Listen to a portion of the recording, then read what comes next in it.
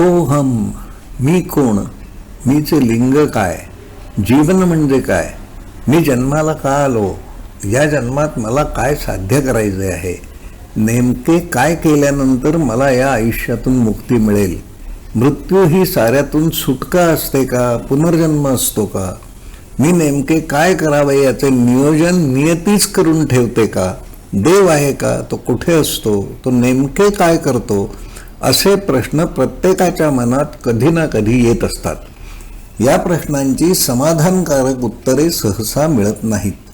या प्रश्नांची उत्तरे शोधण्यासाठी जो पाठपुरावा करावा लागतो तो केला जात नाही. काळाच्या ओघात दैनंदिन जीवनाच्या व्यापात हे प्रश्न मागे पडत जातात. पण वय वाढल्यानंतर पेन्शनरचे आयुष्य जगायची सुरुवात झाल्यावर हे प्रश्न परत डोके वर काढतात. हे असे प्रश्न मला पूर्वीपासून पडत आले आहेत. साखळकर सर जेव्हा होते तेव्हा या विषयांवर बऱ्याच वेळा संवाद होत असे. त्यांनी अनेक विषयांचा अभ्यास मनापासून केला होता. चिंतन मननाचा खेळ त्यांच्या डोक्यात सतत चालू असे. माझ्यासारखेच प्रश्न त्यांनाही पडत असत. त्यामुळे या संवादात ते वेगवेगळ्या कल्पना मांडित असत. असे काही प्रश्न बिनभिंतीच्या शाळेतही विचारण्यात आले होते. मला प्रश्नांची उत्तरे हवी असल्याकारणाने ती जेथे कोठे मिळतील असे वाटत असे ते सारे मी वाचत आलो आहे.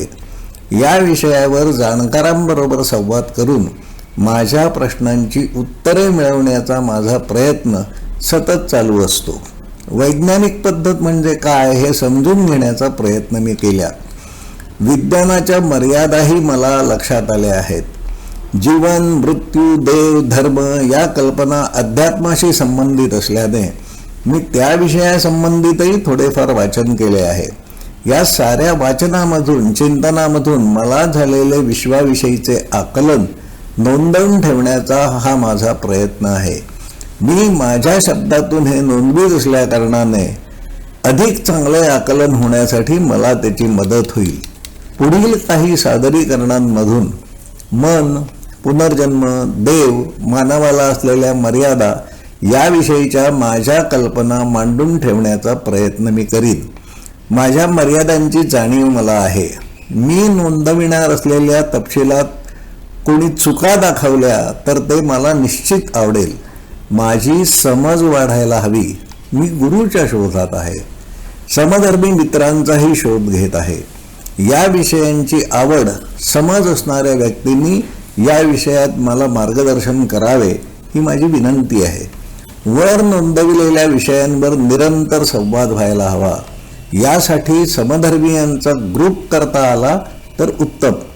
वरील नमूद केलेल्या प्रश्नांचा शोध आपणही कधीतरी घेतला असाल.